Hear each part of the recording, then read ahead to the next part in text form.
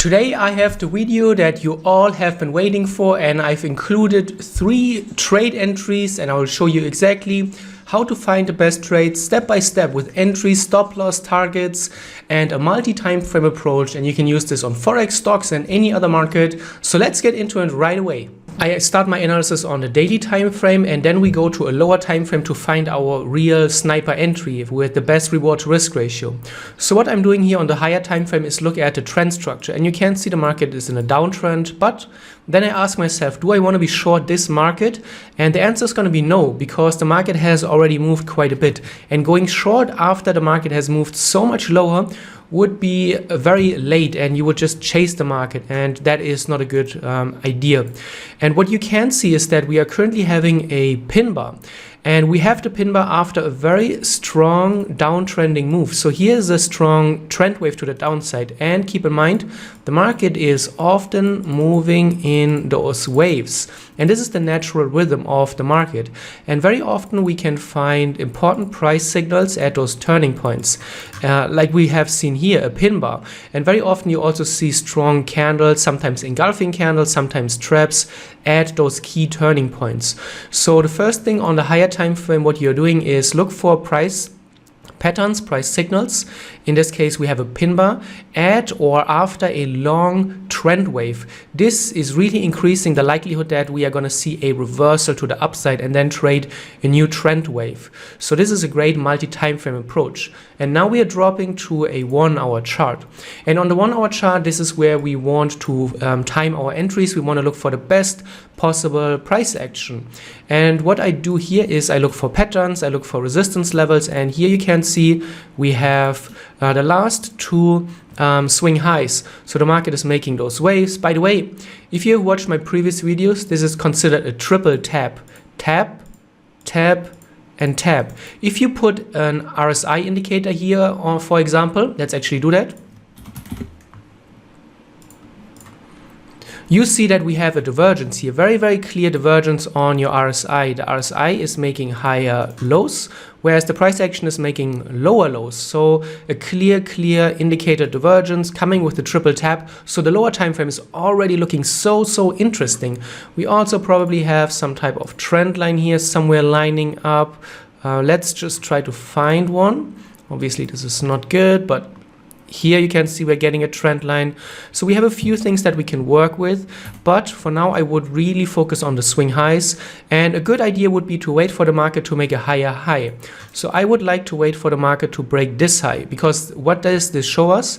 It shows us that the market is going from lower lows and lower highs to making higher highs. So that's a very, very important trend shift. And we can just start following the market and see what happens. Now actually you can see the market is moving into the high. However, we have done something really good here, because now we have made a higher low. So the market is giving us an inverse head and shoulder. And after the divergence here, you can see the market is now making a higher low. So we have a higher low. Now all we need to do is wait for the market to break this structure, and then we have a higher high. And then we have everything lining up perfectly for us. And let's see what happens. You can see that's not quite it. Not quite it. And here now you can see the market is pushing through it. It's making a breakout out of the highs. Preferably you would like to see a little bit of a bigger candle, but that's not too bad. And a potential stop loss, where do you put it? And you have a few options for stops. Let me get rid of this. If you want to be really conservative, you put it behind the last swing low. I don't think it's necessary to put it all the way down here. That would be a little bit too conservative. But some traders put it here. If you are very aggressive and you want to swing for the fences, you want to have big reward to risk ratios, you could even put it here below this high here. But obviously the market or the stop loss will be much closer, and the stop loss is then more vulnerable. So you may get a higher reward to risk ratio, but also a lower win rate. So you have a few options on that, depending on your level of aggressiveness. Very close stop, very far stop. So try to find something that works for you. As for targets, you could go either for a fixed 2-to-1. You could look left for important support and resistance levels, swing highs and lows. Here are a few that really stand out. Support. Here's a big level, here's a big level, and then you could style your reward to risk ratio. So let's try to find something actually. This is obviously just for educational purposes. You can see if we, for example, put in our stop loss somewhere in the middle, not super aggressive, but not very conservative, somewhere in the middle, and then we go for our second point. You can see this could have been 2.3, 2.5. You can see we could stretch it to 4.2, but what happens, the further away your target, the lower the win rate, because the market obviously will have a much harder time to reach this target compared to this target. So again, it depends on your level of aggressiveness. This should be something that is quite achievable for many traders, and then we can just follow the price action. We can also look at where would we take profits, maybe manually, what are signs when we would scale out. You can see the market is really nicely progressing. Okay, some struggles, but still all fine. And what you could be doing as well is, for example, add a moving average. For example, we could add the 50-period moving average to our chart. And some traders use that for stop loss decisions as well, or for exits. So as long as the market is trading above this moving average, you would technically still be fine, just from a technical analysis perspective. And when the market is breaking the moving average, then this would be a sign to get out. So you can see the market is moving higher and higher. Okay, almost reached the first target. And now you can see it's struggling a bit, but here probably by now you would be out, definitely now. The moving average is still holding, so let's actually see what would have happened afterwards. Would the market make it to here all the way or not?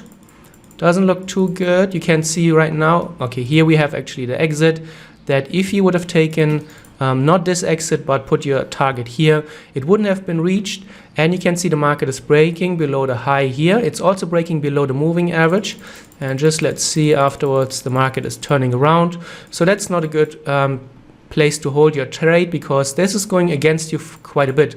Now you can see the market would have gone back in your favor. However, this is not often the case, and after such a strong retracement, the market may not always reverse back up. So it's always better to just get into your trades. Don't have such a long holding time, because the longer you're in a trade, the more risk there is. So I would recommend find a target that is somewhere in the middle between a very wide target and a closer target. Your holding time will be shorter, your win rate will be higher, and in general it's better for beginning traders. So this would be strategy number one.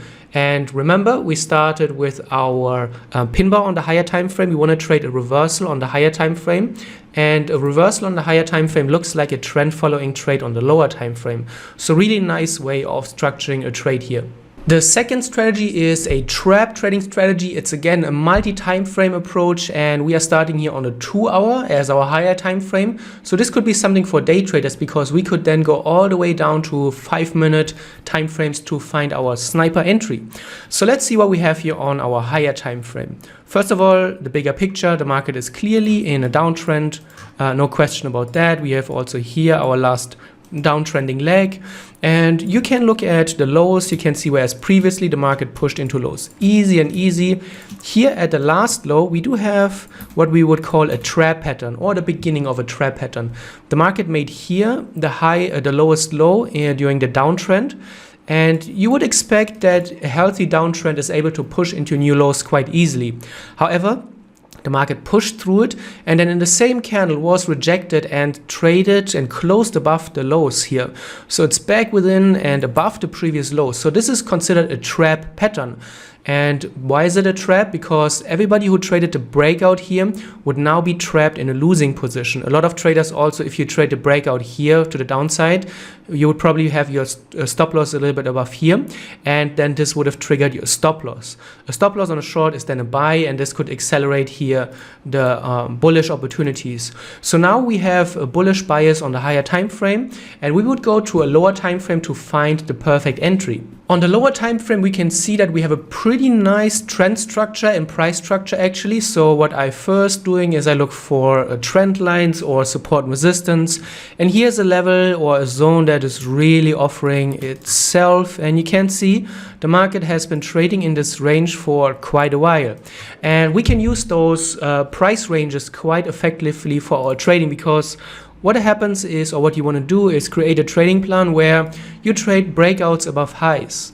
Why? Because that would indicate that the market is going from always making lower highs. When we look here left, so never was this challenge during this trend. The market made always lower highs, 2, if the market gets above this area here, we would be making a higher high. And this is indicating a strong trend signal. So let's follow the price action and let's see what happens. We are back at the highs, but not breaking it. You can see trading below it, still below it. And now we would have our breakout here. And again, this could be a theoretical entry. And where are you going to put your stop loss? Again, you have a few options. So you put it all the way down here. I don't think that is necessary to have such a wide stop loss. Probably you can put it underneath here, the last swing point, which is probably somewhere around here, just underneath this candle. So let's see how this could look like. We have a theoretical long, the stop loss somewhere around here. We can add a little bit of a buffer because of spread and volatility. And for targets, we look left and we just analyze, okay, where are important levels? Here seems to be one, support, resistance. Here is a swing point. And here is one as well, support turning into resistance. Again, we don't need to be worried about the first probably. The last one is also very far away, so we can probably leave it on and just keep it in mind to see how would the market react here, and maybe go for somewhere in the middle. So here seems to be a good choice. 2.5 reward risk ratio, pretty reasonable. And let's see what happens. The market is going against us first, totally fine. And we're gonna see what happens. Pretty strong volatility. And you can see the market pushed into it. So that looks quite good. And again, the goal is, for me personally, not to have the biggest winning trades, but the idea is to have a little bit more of a higher win rate, which we will get through a shorter and smaller target, and also not to have a long holding time, because the longer you are in your trades, the longer you have to hold your trades. First of all, the risk is higher because news can come up, anything else could come up, or as well that the market has a longer chance to really trade against you, and holding on to winning trades is quite challenging. So let's see what the market has made it to the higher level. Looks quite reasonable, you can see almost, but not quite. So very, very close depending on how aggressive you are with your stop loss. And now you probably, if you are not out of the trade, you would have this level on your charts. Let's make it a little bit bigger. And if this level breaks to the downside, you would be out. If this hits, you would be out for the second target. And the market is just trading sideways. And you can see, if you're not out by here and you still have to hold the trade, now your holding time is suddenly 2 or 3 times longer, which is not ideal for a trader. And you can see the market would have turned around, again, wouldn't have reached a higher target. And this is a very challenging outcome. So it's always better, in my opinion, in my experience, to go with a target that is not so far away, but it's still giving you a decent reward risk ratio. Decent, I would call anything above 2.0, because 2.0 reward risk ratio is still tradable very, very nicely. Now we're talking about strategy number 3, and here we have a retest pattern on the higher time frames. So we are on the 1-day chart, and we're gonna go again down to the 4-hour or 1 hour to time our entries. But what we are going to do on the higher time frame is look for trade ideas. And here you have something really interesting. So what do we see? First of all, the market was in a clear downtrend, and now we have a new trend structure, it seems like. So the market is making a high, a low, and a higher high, and now a low. So what would make sense? Assuming that we are now in an uptrending scenario, we can also add, for example, an EMA. So I like the 50 EMA, we type it in, then we have to change it to 50 here. Let's make it a little bit bigger so you can see it, 50 period. And you can see the market is now above the moving average, indicating a uptrend. And you can see this is what we want to trade. We want to trade in those waves. And the best long entry is at the downside and at the lowest point, obviously, at those waves. So this would be ideal. We want to trade long, but we want to trade long at the lowest possible price. So the market seems to be retesting here the last swing high here, so resistance is becoming support. Now this would be the perfect place to find a long on the lower time frames, and let's try to do that.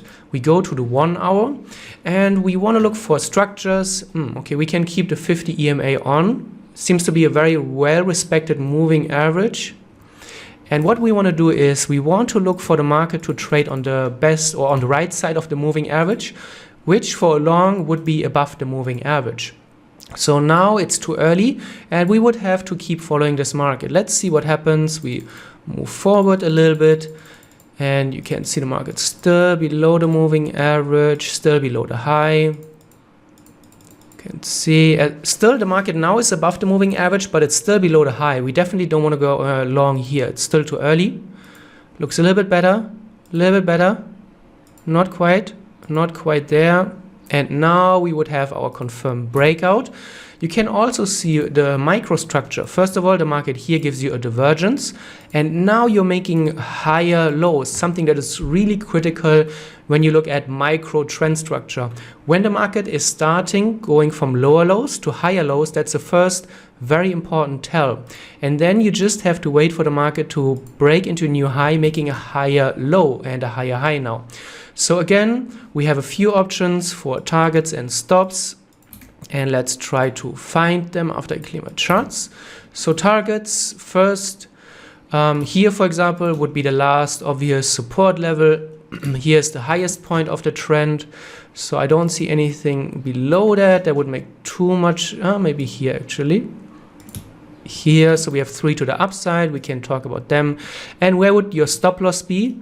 You want to have your stop loss probably here below this swing point. So the market made this pattern here, up and down, up and down and up. And this is our last swing point, so to speak. So we want to have our stop loss below this. It's protected. It makes sense here in this context. So let's assume here, then the stop loss a little bit below that. And for targets, we could choose here, but you can see we only have 1.5. That would be a little bit too low. So in this case, we would have to stretch it to the highest point. If you want to just go for a standard 2.0, could also be here feasible. So I would never recommend to minimize or to reduce your stop loss just because you want to have a specific reward to risk ratio. I would always recommend set your stop loss first based on the chart context and then put your target in. So in this case, we are not going to go for the first as always. We don't have to go for the highest again. So we go somewhere in the middle. So we have to really pay attention to how is the market reacting here. Do we need to scale out of our trade when the market hits this area, or what are we going to do? But we need to have at least a 2.0 reward to risk ratio. So let's see what happens. Looks good for now. It's coming back, retesting the highs. So that's what I was referring to, retesting this high, retesting the moving average. For now it held. Okay, that doesn't look too strong, but still above the moving average, and now it looks a little bit better. Okay, and you can see the market would have hit the second take profit as well. Pretty exact actually, and you can see the market would have gone on here to trade very close into those highs. Let's actually see, and again you can see the market did reach it eventually, but when you do a backtest, for example, and you look for those types of trades, you may look at it first of all and see, oh, okay, easy trade, the target would have been hit, but there was a significant drawdown before that. So I would pay a lot of attention to the drawdown. And most traders, even though you see that ultimately the target would have been hit, holding through such a drawdown is very challenging. In the moment, you're probably going to be really scared. And in this moment, what I've seen so many times is that you're not going to hold onto this trade to reach the target, but you're going to scale out of the trade for the point here.